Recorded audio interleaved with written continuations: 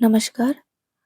आज हम पढ़ रहे हैं स्वामी पेरियार रामास्वामी की लिखी किताब सच्ची रामायण, जिसका हिंदी अनुवाद किया है ललई सिंह यादव ने। किताब पढ़ने से पहले हम स्वामी पेरियार के जीवन के बारे में थोड़ा सा पढ़ लेते हैं। भेड़िहार गड़रिया जाति में पैदा महान क्रांतिकारी, समाज सुधारक, पिछड़ों के लिए आरक्षण की मांग करने वाले, हिंदू धर्म के पाखंड एवं अतार्किक परंपराओं के प्रबल विरोधी, ईश्वर की सत्ता को सिरे से खारिज करने वाले ई पेरियार रामास्वामी नायकर की जयंती 17 सितंबर को पूरे देश में बड़े धूमधाम से मनाई जाती है। पेरियार के राजनैतिक एवं सामाजिक चिंतन की नींव गैर ब्राह्मणवाद एवं गैर कांग्रेसी सोच से विकसित हुई। अपने बचपन से ही पेरियार ब्राह्मणवाद का शिकार रहे। उन्हें उनके सवर्ण समाज के शिक्षक के घर में गिलास से मुंह लगाकर पानी पीने की मनाही थी, और अगर वह किसी गैर जाति के बच्चे के साथ खेलते थे तो बालक पेरियार को अपने घर में मार पड़ती थी। इन सब चीजों से तंग आकर पेरियार बचपन में ही वाराणसी भाग गए, परंतु वहां जाकर उन्हें ब्राह्मणवाद के विभत्स रूप का पुनः अवलोकन करना पड़ा।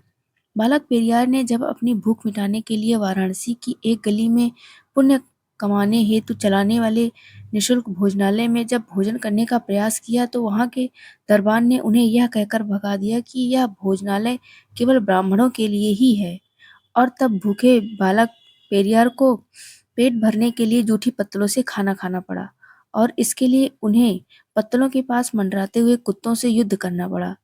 यह सब घटनाएं बालक पेरियार के कोमल हृदय पर गहरा असर कर गई, और उन्होंने अपने तार्किक बुद्धि के बल पर ब्राह्मणी व्यवस्था का ऐसा जनाजा निकाला कि आज ब्राह्मणी व्यवस्था को समाप्त करके वहां के लोग भेदभाव रहित भाईचारे से रह रहे हैं।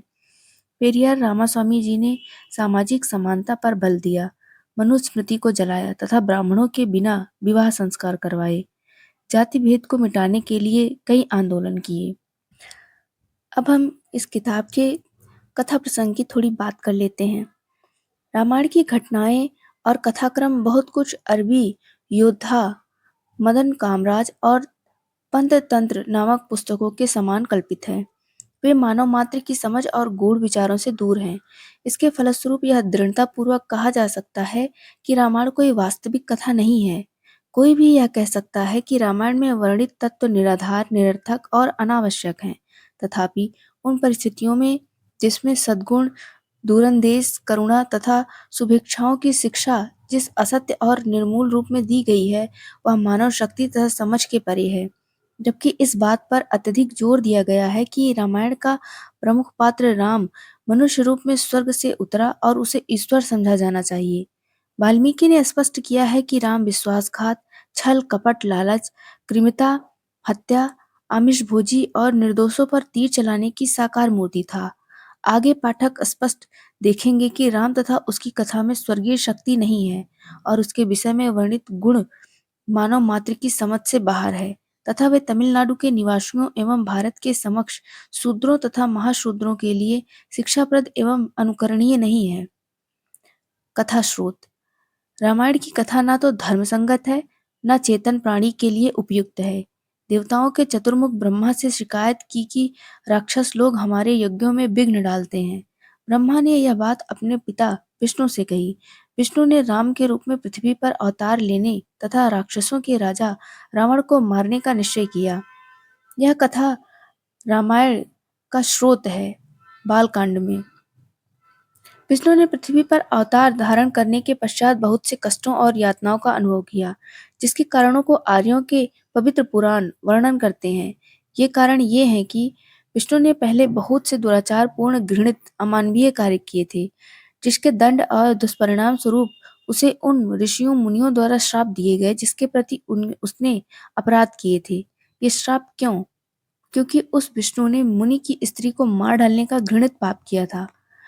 उस विष्णु ने मनुष्यों के समक्ष दिन दहाड़े जालंधर की स्त्री का सतीत्व छला तथा लक्ष्मण, भरत, शत्रुघ्न यदि राजा दशरथ से पैदा न होकर कथित पुरोहित द्वारा पैदा हुए, तथापि आर्य धर्म के अनुसार कोई दोष या पाप न हुआ। यह बात उसके शास्त्रों में लिखी है कि यदि कोई ब्राह्मण स्त्री निसंतान है तो वह निश्चित दशाओं में किसी दूसरे आदमी से संतान उत्पन्न करा सकती है। इस बात के प्रमाण तथा समर्थन के लिए आर्यों की दूसरी पुस्तक महाभारत देखी जा सकती है। बिना यज्ञ के बहाने अपने परिवार के गुरु व्यास द्वारा बहुत सी विधवा स्त्रियां अनुचित एवं शास्त्र विरुद्ध संबंधों से माताएं बन गई थी। धृतराष्ट्र व पांडु इसी कोटि की संतानें थी। महाभारत में इस प्रकार के बहुत से जन्म पढ़ने को मिलते हैं। सीता को प्राप्त करने के लिए सीता की माता ने किसी अपरिचित मनुष्य से संभोग किया था और उत्पन्न बच्चे को एक जंगल में फेंक दिया था। सीता ने स्वयं स्वीकार किया है कि मेरे माता पिता के अज्ञात होने के कारण मेरा विवाह विलंब से हुआ है। पुराणों में एक विचित्रता और पढ़ी जाती है कि कई स्त्रियों ने मनुष्यों से नहीं बल्कि जानवरों से भी गर्भ धारण किए थे।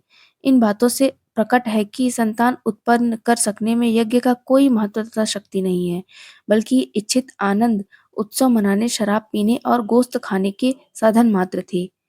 अब हम रामायण की विशेषताओं पर ध्यान देंगे, जैसा कि हम उसमें पढ़ते हैं। अगले एपिसोड में हम रामायण के पात्रों के बारे में चर्चा करेंगे, जिसमें पहले पात्र दशरथ के बारे में हम अगले एपिसोड में चर्चा करेंगे।